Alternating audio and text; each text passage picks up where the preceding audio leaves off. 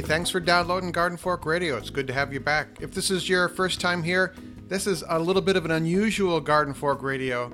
First of all, it's an hour and a half long, I think.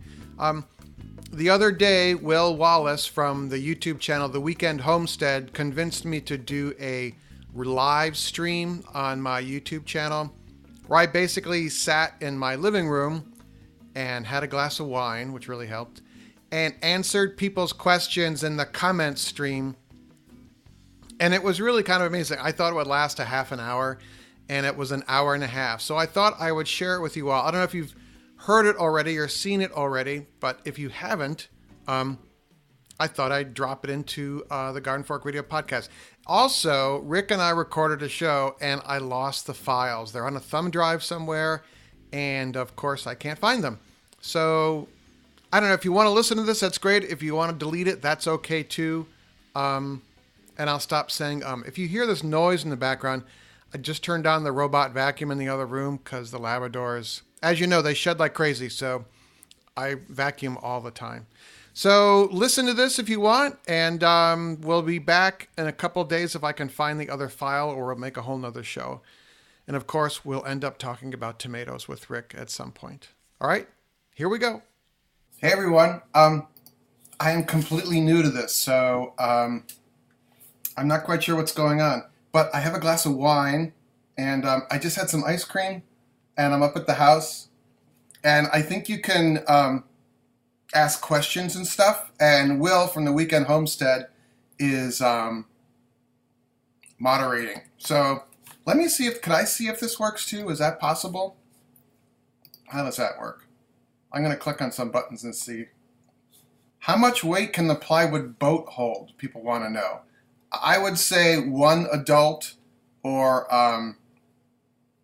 maybe two kids. It's totally an experimental boat. It's for ponds. You should have a life jacket on. I actually am thinking about doing a newer version of that. That would involve two different techniques to join the seams of the boat, if that makes sense. So if I can get my act together this summer, there's a boat plans company called Duckworks on the web. And if you go to them, they have some free plans, they have some plans you buy. So does that answer your question? Oh, and Will says that YouTube lags about 4 minutes behind live. So we'll see what goes on here. My streaming status is good. It says I'm happy. I'm not seeing where the questions come through. So is that... Oh, it's right here. Sorry. Wine and button clicking, never a good thing. What's the best paint to use on plastics? Spray paint. And also, you need to kind of rough it up with a light sanding to give the plastic a tooth. Oh, this is incredible. Oh, we'll see there. Anything with a little bit of... Okay.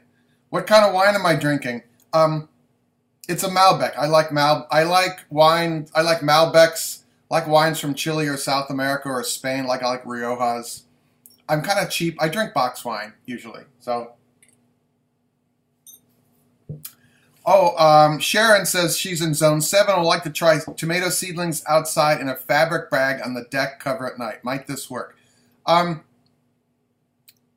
it might.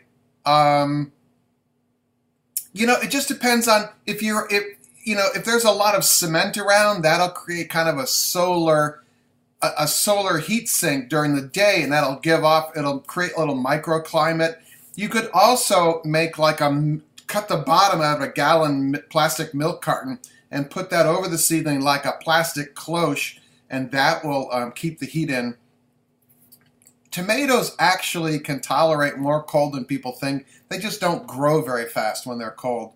When I did an event at White Flower Farm, they have this big tomato thing every spring, and the expert lady there told me that. She said, you can put them in earlier than you think. I put mine in on June 1st. may be the last week of May. I'm growing some of the garden gem tomatoes that Rick gave me from the Klee Labs. I'll go look in the, okay.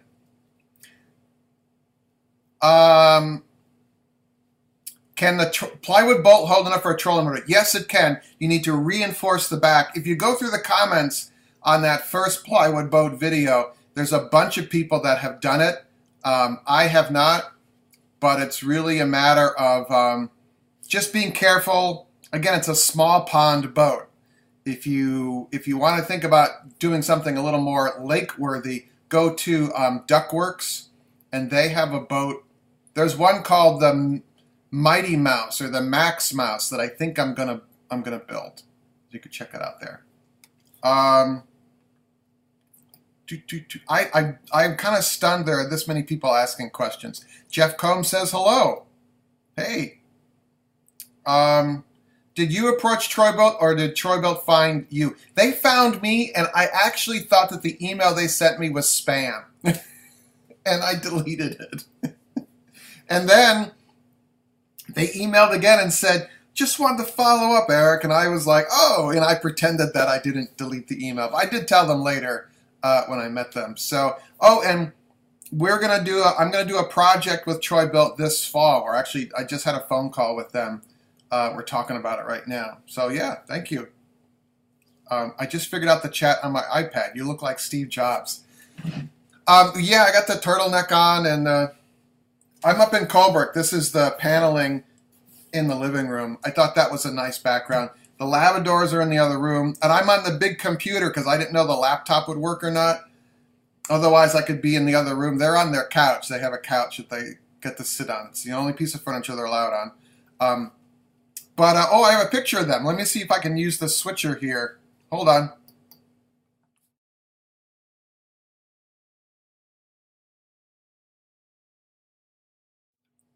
So I guess the audio doesn't come through when I click on a picture like that, but that is Henry, and I was out in the yard today, and they just love hanging out in the yard, and they're just like that.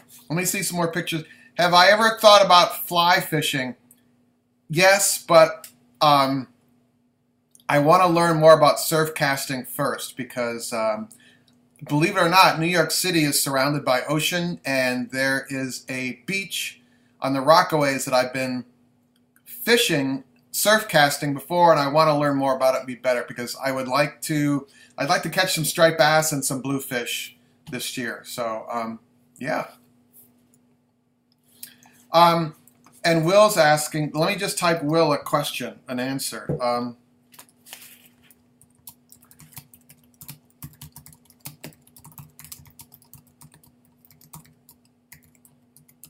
Will is doing great. He got me to do this whole thing. If you want to check out The Weekend Homestead, which is on YouTube, I don't know if I can I link to that? Can I put a link in the stream? Oh, here we go. I'm going to go The Weekend Homestead. Did that work? I don't know. Oh, Malbecs are great. Yeah. I do, Attack Outdoors wants to do if I do hunting and fishing. I do. I go deer hunting. I'm not very good at it. My neighbors around here are really good at it. I'm trying to learn from them. And I also love fishing. And one of my goals is to make a small plywood canoe, a one-person canoe, because my wife doesn't want to fish, and I can't blame her. So and I want to be able to something that I could lift myself, put into I have a minivan. I don't have a truck anymore. And then drive over to, there's a pond nearby here. It's a 40-acre, used to be a beaver pond, and it became a state lake. And so it's full of stumps, so there's no motorboats. You can get a trolling motor in there, maybe. But yeah, so yeah, that was kind of a long answer. But I haven't done any of the straw bale gardening. Check with Eric of Root Simple. If you go to rootsimple.com and type in straw bale gardening, there's information and links to even more information. But yeah, I would like to try that too. But you can always send me pictures. It's eric@gardenfork.tv. I don't know how to put it in the thing here. This is my first time doing this, and I have 3 different windows open. So, Please format, oh, with a question. So hashtag question before your question for easy reading. There you go. By the way, I don't know if he's on yet, but our executive producer for our podcast, Jimmy Goots from hollowbooks.com, he sent me some tobacco and white lily flower. I'll put the picture up.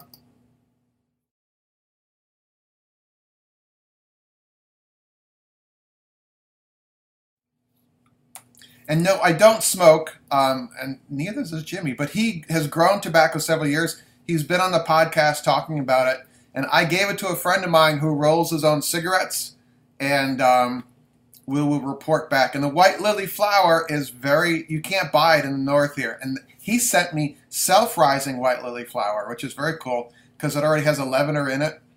And on the side of the package is a recipe for biscuits using Crisco. Vegetable shortening. So I'm going to try that. I also want to try it with a high-end European butter. Bon Appetit has a recipe for a biscuit that you layer you do the dough and then you layer it a couple times, and then it's supposed to be like a puffy pastry. You know, it's Bon Appetit. So,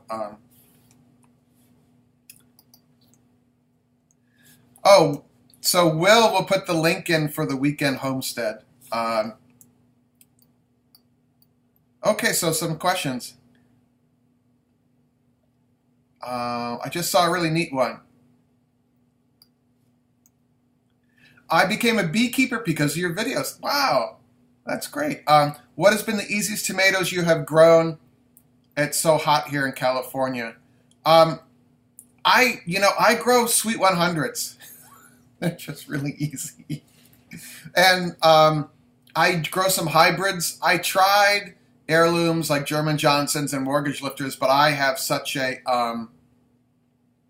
I'm surrounded by woods and I have a small yard, so the moisture just hugs and the fungal blight comes through every year and I'm toast. So I think this year I'm going to be using like a copper organic fungicide and try and beat that back a little bit, but we'll see what happens. This is very cool.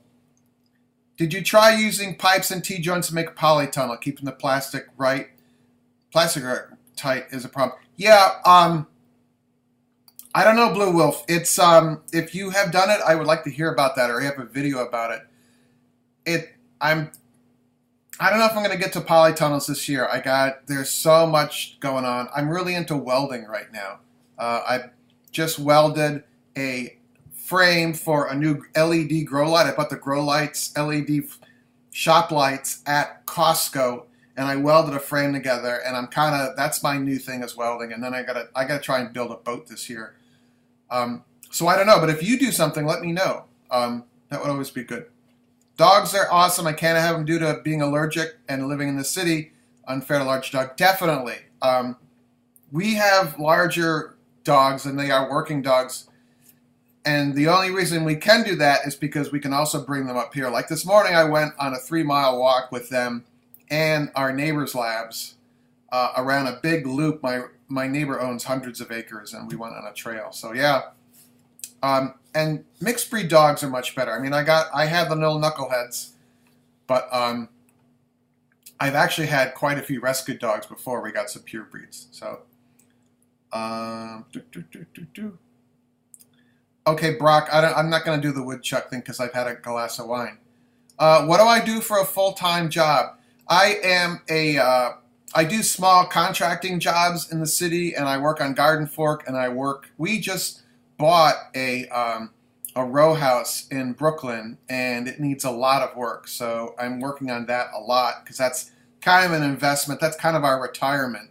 So, and my wife is an executive at a company in the city, so I get her off to work, and then I go do my little jobs, and then I make her dinner. So, oh, and then Will just posted a link to the thing. Sean, what am I drinking? It's a Malbec. I like Malbec. There's a box wine called Black Box, and it's more expensive than the cheap ones, but you get what you pay for, and it's pretty good. So I like that. I'm trying to convince my parents to get me a dog. Any advice or tips? I don't know. What the parents are thinking is it's going to become their job. And also, I think dogs are kind of expensive, so I don't want to pour cold water on it. But we just went to the vet and it was $300. So I wouldn't drive them crazy asking for one. Um, it's a big step for some people. We always had dogs when we were kids, so it's just kind of this natural thing. So I'm sorry, I don't want to pour water on that, but uh, I don't know, just my thought there. So that's what the wife's a breadwinner. That's what I thought. Yeah, it's you'd be surprised at how many of my friends, um, their wives are on this career track and they are the support team. It seems to happen when you hit 50. Because I worked in film and TV production and photo production, and when you get older, your body wears out, and then there are younger people coming along who will also do the jobs for less money, but your body just wears out. So it's very physical what I've done in my life, and so doing small contracting jobs now works perfect for me, and I can also work on my own house. Um, yeah, so yeah, good. Any ideas how to my dog lose weight? She's supposed to be 45 pounds. She's probably 60. They make a diet. They make a couple diet foods. You can buy them. Our vet sells a couple diet foods. Our vet has a feed store next door. So if you're just going to like Costco or Tractor Supply, that might not be the place. Maybe find something on Amazon, perhaps. Speaking of Amazon, if you guys are shopping on Amazon, if you would start your shopping experience from the Garden Fork page on Amazon, I just stuck the link there. It's an affiliate link. Anything you buy starting at that page during that shopping experience, I get a little finder's fee for, but it really does help pay the bills. YouTube revenue is not what it used to be. My views go up every month, and my YouTube revenue, and it's the CPM, the clicks per thousand or cents per thousand, goes down. So I've made about the same amount of money for the past 8 years on YouTube every month, despite my views going up. The ad rates keep going down because that's just the nature of the beast. So, Paul says hello. And Jeff, Jeff's semi-retired. I cook for my wife and dogs every day. The camera's up here, my screen's up here, so it looks a little weird. So, this is so much fun. Does it say anywhere in the screen, Will, how many people are watching? Could someone type that into the thing?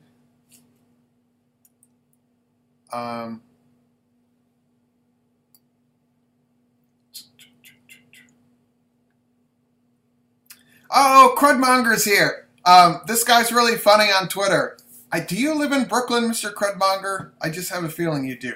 But anyway, your comments on the YouTube videos and also just your dry sense of humor on Twitter is kind of fun. I've started to dial back my social media stuff. I'm on Facebook just for the Garden Fork discussion group, and on Twitter I have some maker DIY friends there.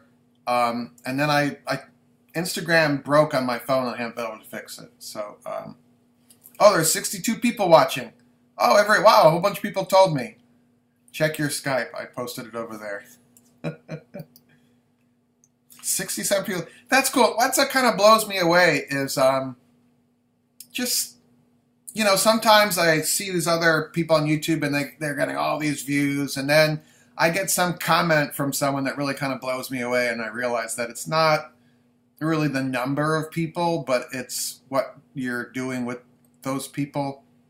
So, like I did the video letter to Casey Neistat, and Will and I talked about this on the Garden Fork Radio podcast, but kind of the bigger thought on that, I realized I was excited. I would like to be part of what he's doing there, but I'm not expecting it, and if he doesn't call, he's not going to call. That's fine. But the comments I got were just stunning.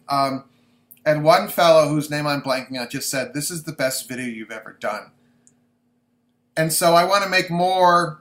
I guess they'll just have more personality in them, or more, just a little more running around. You know, I don't know. So I made a couple new videos, and I want to know what you guys think about them. But I don't mind that not a lot of people watch. I just think it's kind of amazing that I get these emails, or people build a pizza oven, they send me pictures, you know. And in the Casey video, I mentioned that the usual Garden Fork viewer lives in a Midwestern suburb, and I think I got that right, because a couple of people were like, "Yeah, I'm outside of Chicago," you know. So that was kind of fun. So, oh, we're talking about, we have the barbecue tube has a crowd of 12 watching on our TV. Oh, you have a YouTube channel, don't you? Post the link, patch the link in, okay? And we'll have people come watch that, because I could put it in the show notes of this video when it's up. All right, hold on. Standby generator, 20 kilowatt, non-portable. The engine blew up. I was quoted $8K to replace. Can I remove it and hook up a portable? It's hooked up to natural gas with a transfer switch. If the transfer switch is automatic, no, you can't. If it's a manual switch, maybe. My buddy had a generator put in, a brand new one, and it was about $9,000. So that's kind of high. He got a Briggs & Stratton. It's about the size of a trash can. It's kind of tall. And it runs a 4-bedroom house. So maybe you need to shop around a little bit. Enjoy information very much. What gun do I use to hunt with? I have a 30-30 and a 30-06. I inherited them from my family. They're safely locked away. They have trigger locks, and they're in a vault. So, oh, and one of my best friends is on here. Thank you. Where is everyone from? Oh, Crudmonger's been watching you since 2011. We have 2 bumper stickers. One is a music group, They Might Be Giants. The other is Garden Fork. Oh, I actually know They Might Be Giants in a very roundabout way. They're a band they started in Williamsburg, but when they were, I don't know if I would say first starting out, but when they used to play around in New York, my roommate was a drummer for all sorts of bands, and he knew everyone, and I would just we'd go see these people play. And I met They Might Be Giants guys, Mr. Flansburgh and the other guy, the accordion player, several times. So Sean's from Springfield, Booney's from Central Indiana, Rosanna's from Washington State. And there's the barbecue channel, barbecue tube channel. We just posted that. 70 now. Yeah. Missed question. Okay, I got the question. Will's doing great. Oh, I got a little thumbs up. How are the puppies? They are, they're good. Let me show you a picture of what I did with Charlie Pup.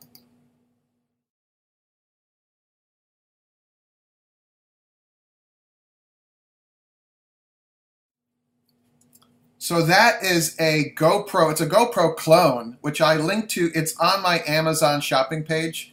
I'll post that link again as a big hint. But,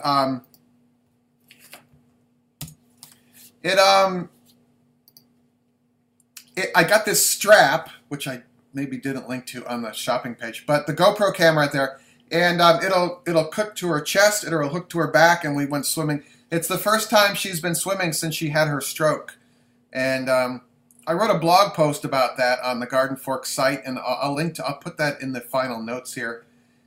And also, we talked about it on Garden Fork Radio, but Charlie Pup, she just wasn't walking right. Her rear end would fall out from under her when she was like running around a corner or something, and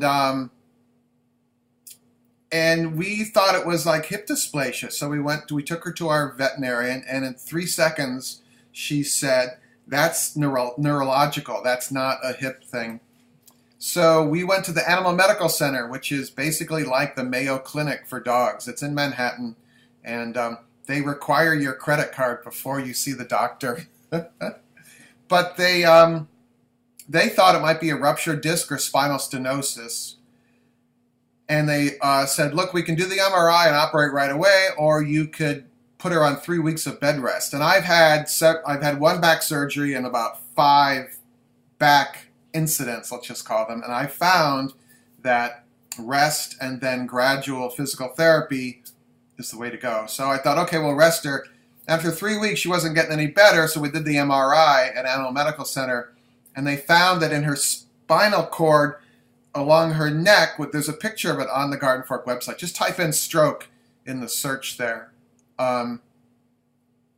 She had a stroke in her spinal cord, but she's recovering really well. She's on a nerve drug called gabapentin, which she gets 3 times a day. I have to wrap it in butter to get it down her throat, and she really likes that. And then Henry has to have a piece of butter as well.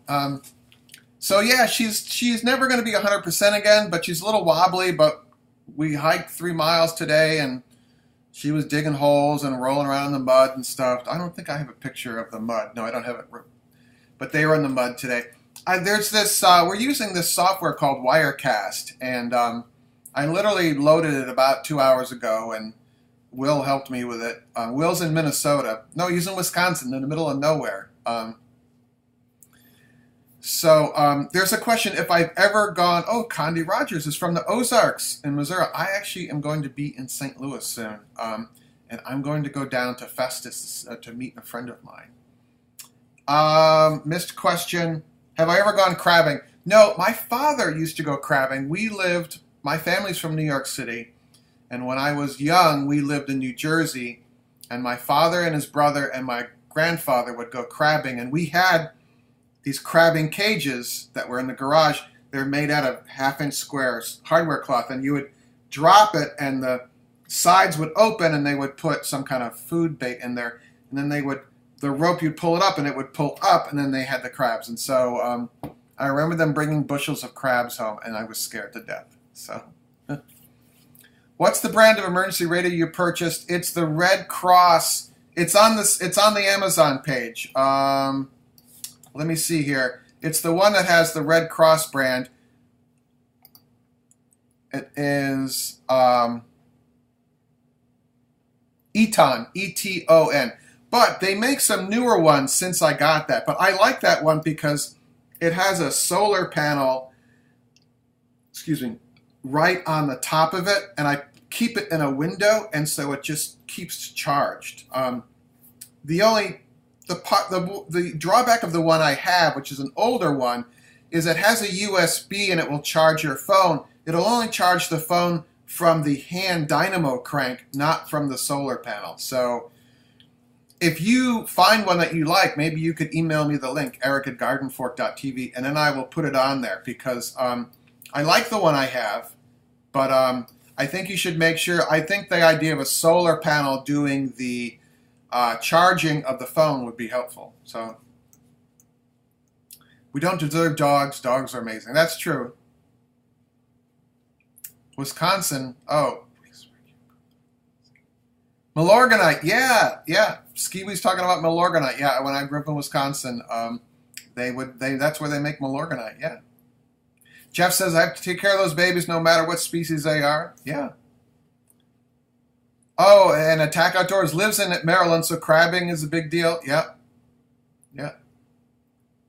Do I recommend blood meal for feeding greens over fish fertilizer? I've never used blood meal. I'm a big fan of fish fertilizer, but then I can't tell if this is true or not, but I'm really concerned about the overfishing of the oceans. I mean, there's these trawlers that dredge the ocean, and fish fertilizer is becoming so popular that these trawlers are dredging stuff just to make fish fertilizer. So I have a little bit of how is that?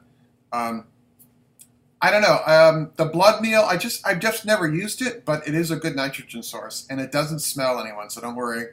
It's not going to attract animals to your garden or anything like that. So, how's my Saskatoon queen doing? Oh, Paul. Oh, this is Paul. Paul, he is a beekeeper as well. Paul, post in your YouTube channel in here in the comments. But we put in a new package, and there's a new breed of honeybee queen. A queen with new characteristics. Saskatoon queen, cold hardy and mite resistance, and that's really what we're trying to find. And she's doing great. Let me post a picture, Paul. Here, hold on.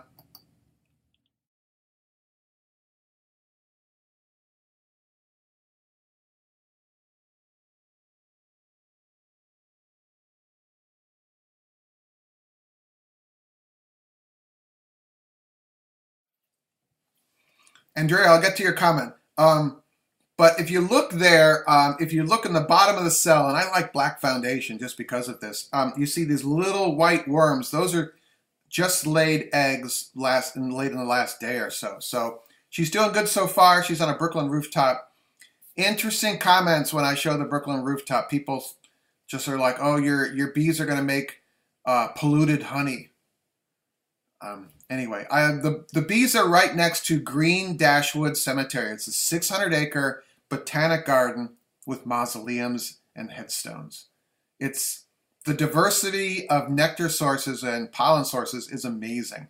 It's so much easier to raise them there than it is in Connecticut.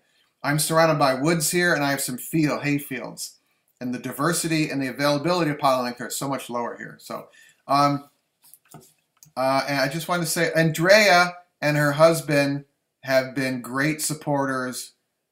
And I think she said that her husband bought a Troy-Bilt because, oh, Rockford. I've been to Rockford. Oh, Metal Support says, love what you're doing here, brother. So if I haven't answered your question, please post it again. And I can't, Andrea, I just lost your comment. But she said that her husband's a super nice guy. They make, if you ever take manifold bolts off your car and they break, they have a tool, a jig, I guess it's called, to re-tap that. And Andrea, if you want to post the link in here, that would be great. My queen is good. Oh, there's Andrea's. Bought a lawnmower. Have you ever thought of building a tennis ball cannon for your dogs? I built a tennis ball bazooka, the long PVC one, which you put the hairspray in the back of it. And it's, if you go to the Garden Fork channel and search the videos and type in cannon or bazooka, it'll show up. And okay, Will just sent me the Andrea one. Thank you. Hey, Eric, I want you to know Scott bought a really nice Troy-Bilt lawnmower because you did a review on it. He loves it. Yeah, they're, you know, there's this weird thing. They're like, oh, well, Troy-Bilt got bought by MTD and now they're not any good. Well, what am I on year 4 now with them? But I have met probably 30 people or more that work for Troy-Bilt and they like their jobs, which is rare, you know? And Troy-Bilt started out in upstate New York from a tool and die company. And then they ran into some money problems in the 70s, maybe 80s. And another tool and die company called MTD bought them. And they are both kind of quiet, conservative, below the radar, kind of hard-working companies. They're not out there being all splashy. And I think they're just fine. It's like, yes, MTD makes Cub Cadet. I think they do Craftsman. They do some private branding, but so do other companies as well. You know, look at GM. They've got how many different, you know, lines of things. So no, I've had good experience with them. I've got a garage full of Troy-Bilt stuff. I really like the log splitter I have from them. So there's a cherry in the back that's dead or dying, and I thought if I drop that, that would be nice. That would be some nice wood. Cherry's the grain is so pretty. So when did I get started with all this eclectic DIY?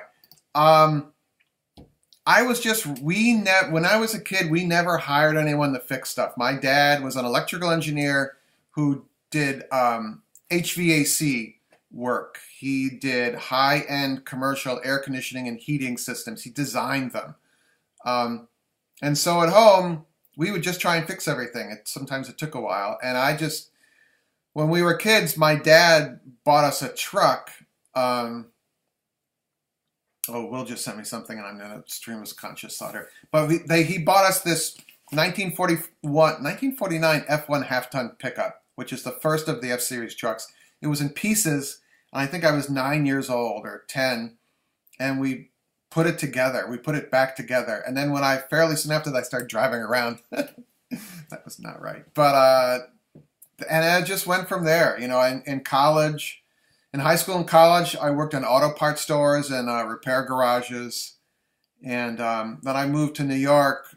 My family's from New York, but I was raised in the Midwest, so I went back to New York to work in photography and film.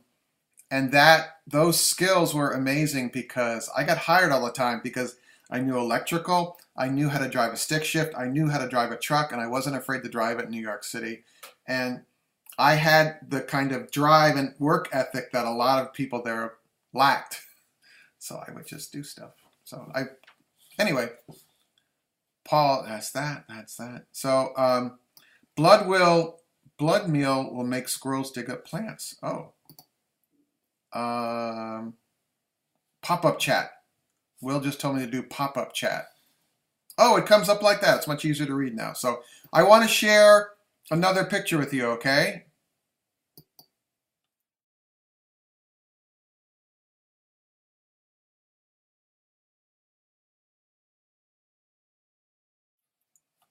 So those are my sugar snap peas on grow lights, and everyone says you can't transplant sugar snap peas. Maybe not everyone, because I say that you can. That they're growing really well. And what I learned was I'm always trying to jam the lights right on top of the plants. The sugar snap peas, when they got about this tall, their leaves started to wrap around the fluorescent, and the tubes put off some heat. And so I toasted the tops of the plants. The leaves are brown. I don't have a picture of that, of course, because I forgot. But so yeah, some plants you need to raise. Some plants you got to jam those lights right on top of them, like tomatoes. That's what I do. But that was kind of interesting. And now I want to try the LED grow light tubes. I got those shop lights from Costco, and I made a metal holding frame for them with my Harbor Freight flux core welder, which is pretty good considering it was like $99 or something. So, oh, I should do a fishing or hunting video. Yeah, I want to do surf casting. I don't think it's surprising that people find firearms polarizing, and I just won't touch on it. I just stay away from it. But yeah, the surf casting thing, there's someone here said if you teach your kids to fish and hunt, you won't have to hunt for your kids. So there are some younger people that watch the show, if I could show them fishing, or you guys want to go fishing. I mean, I can drive down Flatbush Avenue, and I basically hit the ocean. And there's a park called Fort Tilden, which is a national park. It used to be an army base, and they had some missile silos there to point toward the invaders coming across the Atlantic. And it's been decommissioned. It's part of the National Park Service now. But it's this giant beach, which kind of a lot of people don't go to, but you can surf cast there.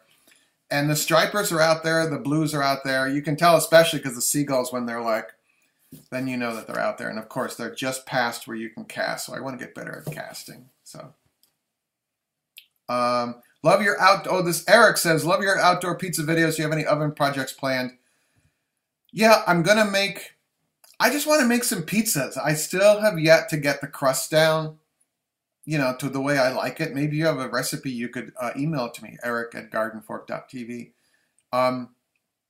Here, I'll type that in here. Because I just, part of the problem is I want to make a dough and I forget to do it for the day before. Eric@gardenfork.tv. There you go. Catch and release would not be offensive. No, I'm not talking about the fishing part. I'm talking about the hunting part. But yeah. How much maple syrup did you get in the mirror? Hello from Montreal. Hey, sir. Maple syrup was a bust. Charlie Pups had her stroke and all that right at the beginning of the season, and keeping her contained, I just thought I'm just going to kind of devote myself to getting her better. So we made some maple syrup videos because I went over to my friend Brendan's house, who, believe it or not, lives in the same neighborhood in Brooklyn. We met each other in the park because he watches Garden Fork. And then he has a little cabin like I do about an hour west of me here. And so the maple syrup videos of this year were shot at his. And he brilliantly upgraded the file cabinet evaporator. So I'm going to use his improvements to make file cabinet evaporator number 3 next year. I'm going to build it in the fall. I'm always behind. Like, I'm like, oh, I should make some maple syrup videos, and it's already maple syrup season. So I need to be ahead of the event. So I need to make the videos for Christmas. I need to make them in Thanksgiving. I guess is kind of my point there. But yeah, plywood, pizza oven, boat equals Google juice. I need a bread machine. Oh, I do, huh? How often do you get honey from your bees? The bees in New York last year was just a bumper crop. I would put a honey super on, and a week later it was filled. So I pulled probably 3 full medium supers off each hive. It was a glut, and I share it with my buddy Brian, whose roof they're on. But then, like the year before, was a drought, so I didn't take any honey, because if you have a drought, the trees and flowers barely produce any nectar, and that's where you're going to get your honey from. So this year, fingers crossed, it's been a rainy spring so far, so if we can have regular rain throughout the summer, yeah, that'd be good. No, I don't have chickens, and oh, and there's a question I missed. Chickens, the problem up here is we have coyotes really bad, so, and you kind of have to be here every day to get your chickens to go back into their coop, or if they haven't just in a screened area, you still have to get them in the coop. And in New York City, you can actually have chickens legally in New York backyards. You can't have any roosters. So some of my neighbors have chickens down there, and several of my neighbors up here have chickens and eggs, and they put the eggs in a cooler on the end of the road, and it's an honor system. You know, you drop in $4 or whatever, and you get your eggs. So, yeah. Have I ever painted a metal filing cabinet? Well, not for the maple syrup evaporator. You can paint metal file cabinets. I would wire brush it down, get everything loose off of there, and then use a metal primer and then paint it. Yeah, you could do that, Andrea. Add honey to the pizza crust. Oh, yeah, because it would caramelize. Yeah. And use my future wooden canoe to get your lines fire out in the surf. Actually, a while ago, when I was out at the Rockaways, there are these 2 guys with saltwater kayaks. And from the beach, they went out about a mile, and there is a reef out there, and that's where the fish are. So I was kind of thinking, yeah. Do I think bees will go extinct? No. I don't, because I think we'll be extinct before the bees will be, actually. No, I'm serious about that. I don't think they will, but I think they'll be reduced. It's I'm not an expert at it. I'm not a scientist, but I think the pesticides that are out there now, plus the varroa mite, it's a huge blow. It's a big deal. Hey, Zach.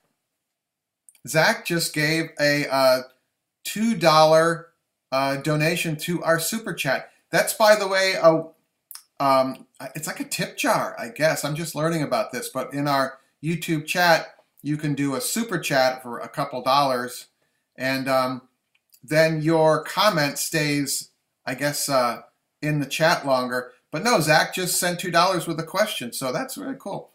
Do I have any interest in ham radio, amateur radio? Yes, I do, for 2 reasons. First of all, I think it's phenomenal, and I remember when I was a kid, we had a Hallicrafters shortwave receiver, which worked, and then it broke. But we made an antenna by taking some copper wire and throwing it out the window. We had the wire connected to like a weight, like a piece of plumbing pipe, and we wrapped it around a tree, and we we connected to the ham radio, and I didn't know exactly what we were doing when I was young. But now you can have ham radios that are handheld. And the other thing is, for those of you who I think all of us want to be prepared, if there's ever an electromagnetic force that is disrupted, let's just say, a nuclear thing can do that. I imagine there's other weapons that could do that, or people hacking our grid could cause a problem. ham radios will work. So if you ever see like the local ham radio club at your agricultural fair, go make friends with them, because when the world goes wrong, they're the ones that are going to have the tools of communication that work, because the internet's not going to be up. The cell phone towers are not going to be up. The ham radio operators are going to be working. And if you ever see guys or women with kind of a larger antenna out the back of their car, in some states you can have a custom license plate with a little lightning bolt across it. That is a ham radio guy or girl, and be friends with them, because they're going to help. They help now. Like when a hurricane hits, power goes out, cell phone towers go down. They're there. So thumbs up. Thank you very much, Zach. Oh, and Mr. Barbecue Tube threw in $1.99. Thank you. How cool is that? So, Chris Donovan says hello. Hey, Chris. Chris always leaves some nice comments. So, it's kind of funny. I actually recognize some of you all coming across here. Am I going to be live streaming more often? Yeah. Oh, Zach put his ham radio. Is it a handle? Is that your license? Anyway, Kelly Cat 2 Pat Henry Oscar. Yeah, KC2PHO. So I don't know what meter band you're on, but maybe some other people could reach out to you there. Am I going to be live streaming more often? This is kind of like, we're just going to try this. I've been talking for 45 minutes, so hold on. I actually am good at talking. It's the social part I'm bad at. So if you ever meet me in person, I'll talk to you for about 5 minutes and then I just shut down. I'm really good at public speaking, so this is kind of like that. If I change the drive pillars on my riding mower, think of it as kind of a bicycle. When the world goes wrong, I'm on Team Eric. Zombie apocalypse, Russian invasion, whatever. Yeah. My 5G Faraday cage is a tin roof. Any idea how to cover up a ridge on top of my pop-up camper? The roof is metal and ridge is screwed in and covered with busted up plastic now. Connects to 2-inch panels, 1 inch wide. No, does anyone know from Mr. Canadian Beach? A flexible, you could try what's called EPDM, which is a rubber roofing material that flat roofs are made of. They're torch down actually, but they're made to have some flex, and it's been used for all sorts of other stuff. So I missed some questions. What are some easy beginner things to start a veggie garden with? Sugar snap peas, radishes, kale, sunflowers. Kale's bulletproof. Sugar snap peas should go in right now. Radishes are great. And zucchini. I actually really like zucchini, and you can grow them long. You should spray the base of the zucchini with a pyrethrum spray, or put aluminum foil. This is because I'm usually putting aluminum foil on my head under my cap, right?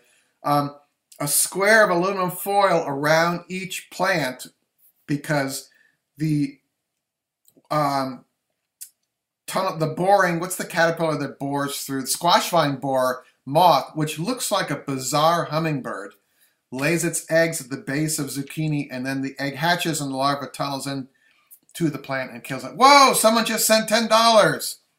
Hey, Eric. That gets my attention because it comes across in a big color. And he says 6. He puts the numeral 6 in there. So, diatomaceous earth is good for ants. Yeah, EPDM. Thank you. Team Eric Zombies. Barbecue Tube executive producer, by the way. Yeah. Eric, thank you very much. Wow, that's great. I don't know if you guys know, this is a subtle pitch for our Patreon campaign, which is it's like NPR or PBS, which I think are just fine channels, by the way. You can become a monthly supporter. If you don't have the money, do not, okay? Just keep watching Garden Fork. Just spread the word on Garden Fork. But on my Patreon page, which is patreon.com/gardenfork, which Will type into the notes here. Don't you like that, how I got Will doing everything? It's a monthly thing, and I actually post a little vlog there usually every month, sometimes twice a month. Just kind of an Eric thing talking. I thought about doing that for the YouTube channel, but I don't. The problem is it conflicts with the algorithm, I think. Um, but if you want to kind of look a little bit more behind the door of Eric, that would be one way. And also, I think this live stream thing is a lot of fun. Will says I should do it on Sunday nights, but it's actually I'm usually in the car on Sunday nights, and Will's like, "Well, just point the cell phone at you," and I'm like, "I'm driving." Well, so but anyway, yeah, I think we should do this more. I was thinking about on a Tuesday night or a Monday night, so I don't know. Let me know what you all think about that. So, but Eric, thank you again for that. If you have a question in there, type it in there. Da, da, da, da, da, da. Oh, Patreon comes. Yeah, here we go. Oh, I mentioned it. I just mentioned it. Love your videos. They help me do my own fixing. Yeah, thank you. LGR Barnard 2 sent $1.99. Every time someone does a super chat, I take a drink. Now watch him roll in. Oh, it's nice. People are talking in the chat there. So let me share. I don't have any more pictures to share. I kind of ran out of things to talk about here. So, will you ever show us the camera operator? No. And I'm flattered. The videos are so much better when she's in them, I think. And a lot of times I want to make a video. I'm like, I don't want to make it because I think it would be better with her. And then I don't end up making videos and I get frustrated. My wife is a very shy person. I don't know if Rick, my co-host, is on my podcast co-host, is on the stream here, but Rick has met her. She's incredibly shy. She's an incredibly hard worker, and she's actually an executive at a company in Manhattan. And the two don't really jive. So she has these great whimsical comments and stuff and kind of keeps me on point and asks the questions that a lot of people are thinking when I'm trying to show you something, and I assume everyone knows. But not everyone wants to be on the internet. And I think this is fine, this chat, but like I don't always want to take pictures of inside my house. I don't want to show, I don't know, there's just that part of me that wants to just be have a little bit. I love sharing and I love doing it all, but there is that part of me that gets it. The internet is getting a little scary these days, to tell you the truth. So, but I am heartened by a bunch of people watching here. So that's the thing. I think that, kind of the world today, there's 99% of the world is really good people, and it's the 1% that are taking up all the oxygen in the media. And whatever you think of mainstream media or whatever, it's just every day it's the same people on there screaming, and you're like, what is going on? But then, on our Facebook page, there's cool people, and now this is amazing. And Sean Jeff says it's fine to go. It's fine not to show. So thank you. Oh, Martin says, I live in Japan and always look forward to your videos, but the time difference is big. Martin, if you're on Facebook, search for Garden Fork Discussion. There's a gentleman from Japan whose name I'm going to ruin, Tofushima. And he's in Japan, and he posts photos of his garden. And it's really cool because it's just a different world. I mean, it's similar food sometimes, but some stuff he's planting and we're like, wow, what's that? And he's really great. So Eric doesn't want to show us the rest of his house because it's as messy as his office. Haha. I'm allowed to make a mess in my room, and the rest of the house is pretty darn immaculate. I have a robot vacuum. I have one of those Roomba vacuums. It was on sale at Costco. And when you have yellow Labradors, if you don't vacuum almost every day, you get tumbleweeds of, this is my sign language for tumbleweeds, of, someone gave $4.99, some guy named Weekend Homestead. Oh, he wants me to do shots. It's almost 10 o'clock. I was up at 5 a.m. this morning and I drove up here. So, Hmm. Have I ever thought about making a parallel sticker? Yes. Will you Sean, just make me do it. Just email me and bug me about it, okay? Because I pay attention to what is in front of me. My idea was to take some of the Patreon money that I get and go to, there's a company called 99 Designs, and you can, for about $300, it's like a design contest. And there are really good designers there that I actually built kind of like a show book is the word, a document showing my ideas behind a kind of logo I would like and what the logo would be used for, and trying to tell them about Garden Fork. So Will wants me to do a shot here. And then once we get the logo done, I mean, I've done some goofy ones, with stencils and stuff. And then, I would like to make some t-shirts. I kind of inspired by Casey Neistat's. He's got these pullover sweaters, and I love graphic design. I love big, bold, blocky text. And I actually know how to silkscreen, and I want to do more of that, but I can't silkscreen t-shirts. It just won't work for me. But if we could, I was thinking about going with Cafe Press, and I applied to be part of the Amazon apparel program, but there's like a year-long wait. And I'm already what's called an Amazon influencer because we have our Amazon shopping page, which I will post a link to again to hint to you guys when you do your shopping. So yeah, I don't know. But yeah, no, just email me. If you email me, and maybe we can have a little, maybe you can help. I don't know, just you could look at the designs and tell me. So, hey, Sean just sent $5. And I guess I have to do a shot. So, bye, Paul. Thank you. Paul's going to run. Do shirts on Amazon merch. Yeah, Nancy, I think I signed up for it, and I'm supposed to hear from them. But from what I understand with my other friends that work with Amazon, the wait is really long. So, oh, and Jennifer used 99 Designs for book covers, and it's awesome. Yeah, I think their base price is $99, but I have friends that are graphic designers, and it's like $300. I think would be, that's probably a couple hours work, and people you get what you pay for, So, question DE. DE is diatomaceous earth, which is basically ancient crustaceans that looks like talcum powder, and you buy it in a bag, and if you put it around your plants, it can't be wet. It can't be raining. A lot of insects, if they walk over that, the crustaceans, the ancient crustaceans, slice open their exoskeleton, and they dehydrate to death, basically, because all insects, their skeleton is their skin, and if it's sliced open, if it's cut, their hemoglobin or whatever, the goo, comes out and they die. And it's organic. It's passive. Is that the word? It's not a poison. The only thing is if it gets wet, it becomes useless, so you have to reapply it. Be careful with the powder. Wear a mask while you're putting it out there. But you can put it around your whole garden. You could dust leaves with it. All sorts of stuff. So,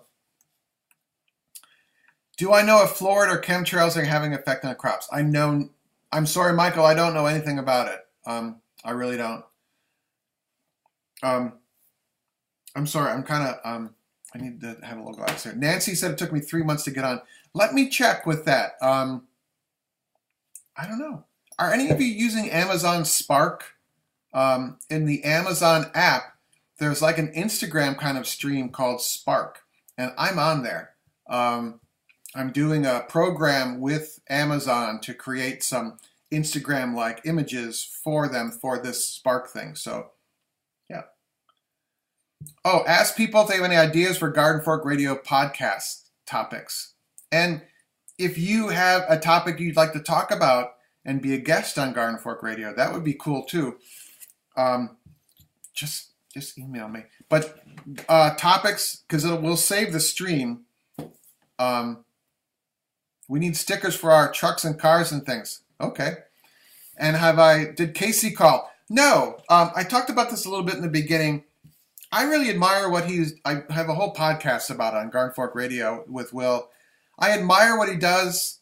It's a little different than my world. I think the direction he's going with 368 is a little different than, but I just kind of want to be around other people that do kind of what I do. And in New York City, believe it or not, I'm not there. I don't really tell people in New York what I do, except when I get recognized every once in a while. I get recognized more when I'm in the Midwest.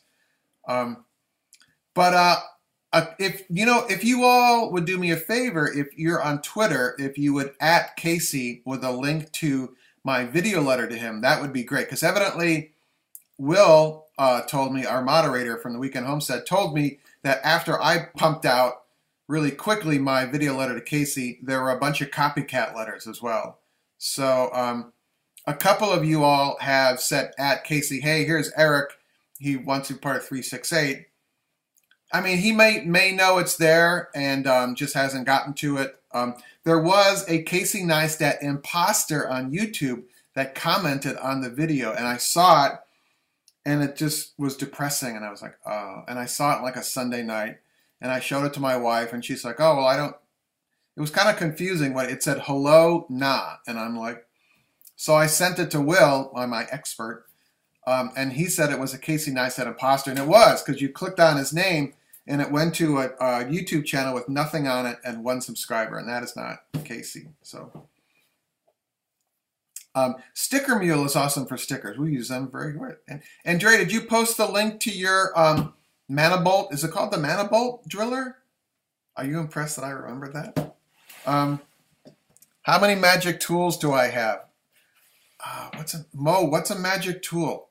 When I talk about I talk about the magic fork. Yeah. I've been using a whisk a lot to mix stuff. And I got an oscillating tool from Harbor Freight. It just goes across like this, and you can put different blades on it, different cutting blades and stuff. That has come in really handy for a couple of DIY projects. I helped a buddy of mine put in a sink through a piece of butcher block, a faucet through a piece of butcher block. We had to cut in from it. It's like an electric chisel, but man, is it loud. You have to wear ear protection with the thing. And the blades, they're this wide, and they burn out. Like, you can do one job, and they're burnt out. And the blades are $8 a piece. So, what variety of garlic do you grow? I grow Rockambolls. They're hardnecks. And I think I might try Silver Skins this year. I get them from Fillory Farm. Here, I'll type this in. Fillory Farm garlic.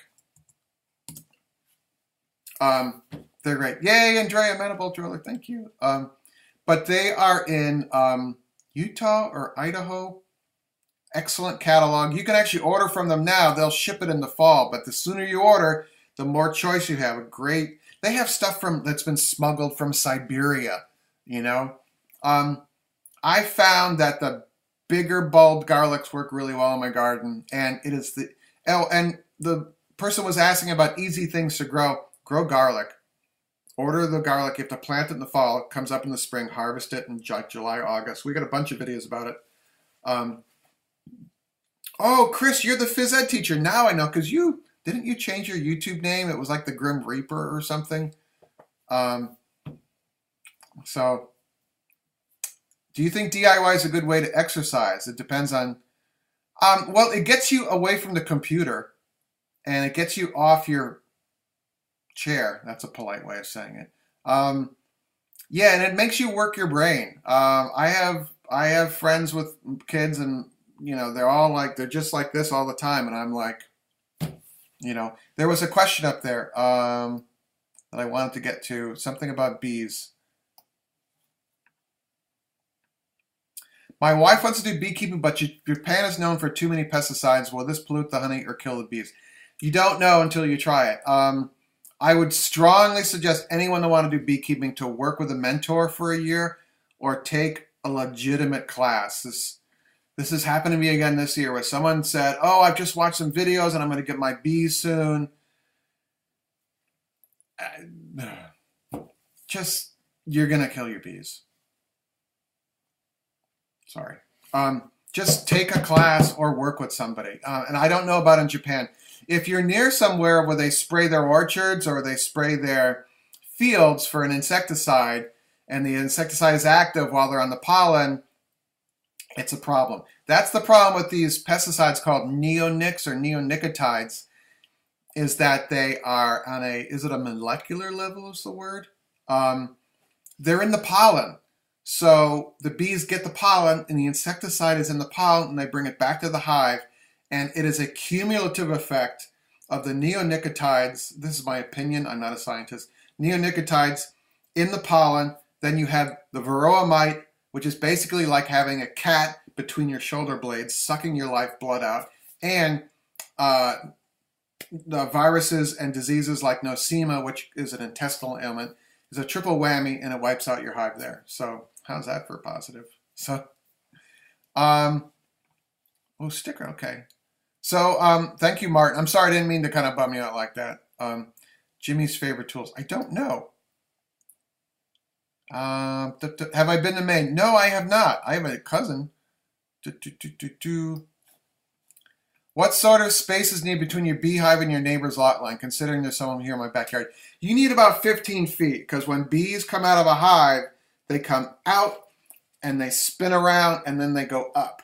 So I've heard of people putting them in a fence, you know, like a fence 5 feet in front of the hive. That would be okay. There's a book on urban beekeeping by my friend Megan, if you want to buy it on Amazon. That might help you. Or Suburban Beacon. Or ask, just type in, you know, Minnesota Beekeeping Association. That's a state-level beekeeping association. On their website, they should have the names of local bee clubs and bee associations.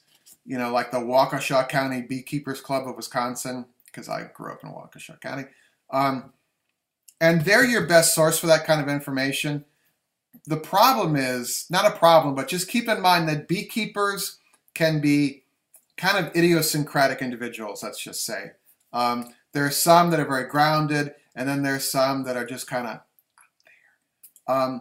So you need to filter what the people that are out there say, but you're going to find someone in that club that you can bond with, and that is a great source. That really is a great source. So the dude sent $10. I know the dude, actually.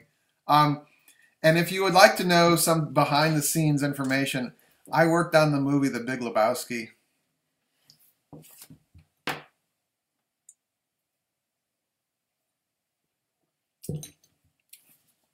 The dude drank milk. But, and I've met the Coen brothers, and they're really nice guys. They're just like, they're these two guys from the Upper West Side. I've never met Frances McDormand, but I would like to. I think she's very interesting. So the dude, thank you. Thank you very much. Yeah, neonicotides. It's based on nicotine. Yeah. Oh, Tim Huffman's here. Tim has a great beekeeping channel. He is in Florida. Tim, type in your, I don't know, are you allowed to type in your link, your URL? Or maybe Will could do it. It's Tim Huffman in Florida. But takes us on journeys when he's taking bees out of the, I don't know, all sorts of swarms and stuff. And yeah, it's good. That's good. Keep it up, man. Great videos. Thank you, Mr. Dude. Thank you. Where we live, we have a beekeepers group, Central California Beekeepers Association. We have a two-day class every year, and you get to work with bees. LGR Barnhart Tooth. Yeah, exactly. I took a class, and I'm really glad I did. And I actually still ask questions of my teacher, who is Jim Fisher, if anyone's really deep into beekeeping scientists and stuff. He used to work at Bell Labs, and then he became a beekeeper in Virginia. And then, of all things, he fell in love with a woman from New York City, and he moved to New York City and then started teaching how to keep bees in New York City. In the Arsenal, which is the City Parks building in Central Park. It's really cool. And I was in his first class, and I actually just saw him recently. So, yeah. Jonas says, looks like I need more. Oh, I do. But if I walk away, I won't be here. I could put up a picture real quick. How's that? Let's look at a picture of the bees again. Tim Huffman can comment.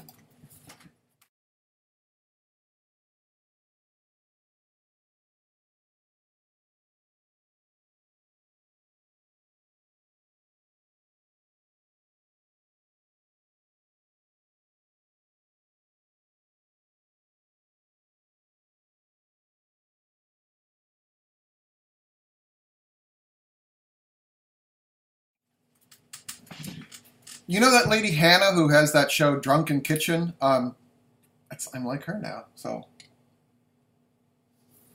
thank you for the super chat tips. If you don't have money, don't give it. Okay, I'm still gonna answer your. Do I share pictures in my live stream? Oh, how do you share pictures in your live stream? Simon, I'm using something called Wirecast Play, and it was one of these suggested softwares from YouTube, and I got they have 3 different versions. I got the $10 one, and you can load up. It has a little timeline across below the live feed, and you can just click on something. When you load a picture in, it'll just show. You can also load in video. I mean, for $10, this is the first time I've used it. So, you know. Oh, Tim, you saw the eggs. Yeah. So, if I made a mistake and spilled sugar in one of my pots, will that hurt my seedlings? No, it just happens. So, if you can keep bees in New York City, you can keep them anywhere. Actually, it is so much easier to keep bees in New York than it is in Connecticut. It gets wicked cold up here. There are limited food sources.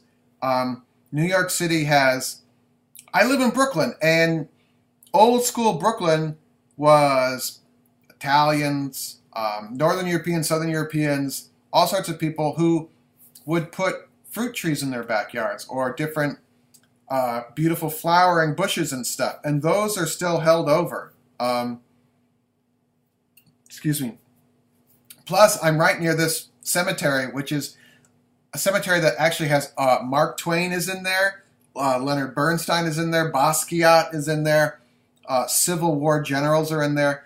It's all these mausoleums with these kind of like a Kettle Moraine kind of thing, if you know what that is, landscape-wise. And all these beautiful trees and flowering plants. So I went to a funeral service there for my friend Betsy, and I came out of the chapel, and it was in the fall, and there were all these asters, these little purple asters, and they were crammed full of honeybees. And this is before I kept bees in New York City, and I'm like, okay, the bees are coming here. So,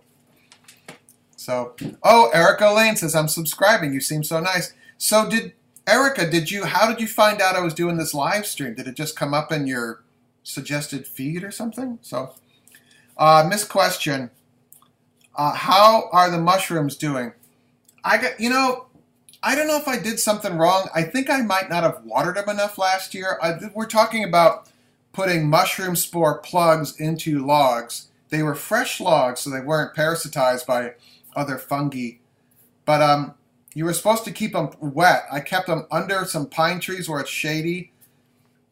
And in the video, I may have been misleading because I was misled by the instructions. They don't fruit right away when you put those plugs in. I thought I was going to have oyster mushrooms in a week. And it can take a year or so. So I actually just looked at them. It's still quite cold here. But I want to read my instructions again. Fungi.com is where I got them. But from Fedco Seeds, I got wine cap mushroom spore that's in sawdust. And and you can mix it with wood chips or sawdust. You have to avoid soft pines. So I have to go. In our town garage, there's a pile of wood chips because the guys that do all the tree work dump their wood chips and people get them for free. But I also have a sawmill at the end of my road run by my neighbor, and I'm going to ask him what kind of wood he's been cutting. He cuts a lot of pine and hemlock, but if he was cutting like oak or beech or something, I'm going to try and grab that sawdust, make it about 6 inches deep. You put the spore in about halfway. So I'm going to try that. So yeah. Real Rasher says, thanks for the live cast. Yeah. Hi, Nancy. Graveyard honey, market that. Actually, Chris, the Greenwood Cemetery has 2 guys in there, 2 beekeepers, and I know them now. Gavin and I'm blanking on the other guy's name. Anyway, there's about 30 hives in Greenwood Cemetery, and the deal they have with them is they split the honey, and Greenwood bottles there in the little jars, and they sell it. Greenwood Cemetery is getting almost full. So they are moving from being a cemetery to being a historical museum. There's so many famous people buried there that I think it's kind of a natural progression. whoever's running that cemetery is really smart. So I've actually, there's 2 or 3 bus tours that go through, they're trolley tours. If you go to Greenwood Cemetery website, it's pretty neat. And it's fairly near the train. It's near the R train. It's near the 25th Street stop on 4th Avenue in Brooklyn. You get out and you're like, oh, I'm on 4th Avenue, but you walk up 1 avenue, 1 block, and it's very nice. So, yeah. Martin's got to go back to work. My shiitakes, Nancy said your shiitakes took 1.5 years. Yeah, interesting. So, yeah. I did your drain next to my house. Just want to know if I should make it all the way to the road to be safe. If you can, yeah.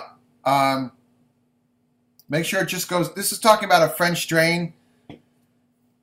I'm always amazed at hydrology, which is like water and making it go. My neighbor has drains in his lawn that are going out to the ditch in the front, and there's still water coming out.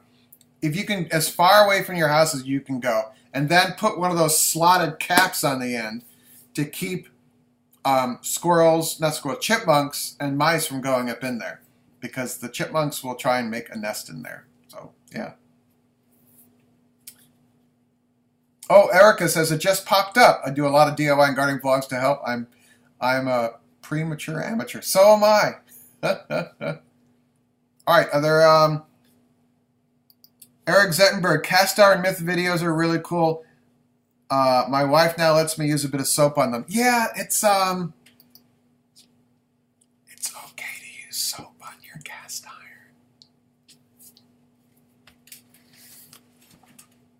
No one's done a thing, but I'll have a drink. All right. Okay, when you season your cast iron, you put oil on a pan and you heat it up. The oil dries. I'm simplifying this, but I have a bunch of videos about this. And it becomes a polymer. It's no longer an oil. A polymer is a glass plastic-like substance, which is unaffected by soap. I'm not saying, the problem is in some of my videos I'm like, it's okay to use soap, and I show this video, I shot a clip, and I dumped a ton of dishwashing liquid in the pan, and I suzzed it up because I wanted it to look real foamy in the video. And people got the impression that that's how I wash my pans every time. I only wash my pans if something won't come off. Most of the time, I just wipe it and put it back on the stove like everybody else does. So, but there's just these there's these hardcore beliefs with cast iron, and it seems like American politics. And I'm just like, let's come to the middle. Let's come to the middle, everybody. 98% of the world, of America, I think, has common beliefs, and it seems like there's some politics and cast iron or that other 2%, I'm just trying to get everyone to be like, let's do this thing. So, anyone else? Do we have any more? Did I miss anything else, Will? I'm checking. Any ideas?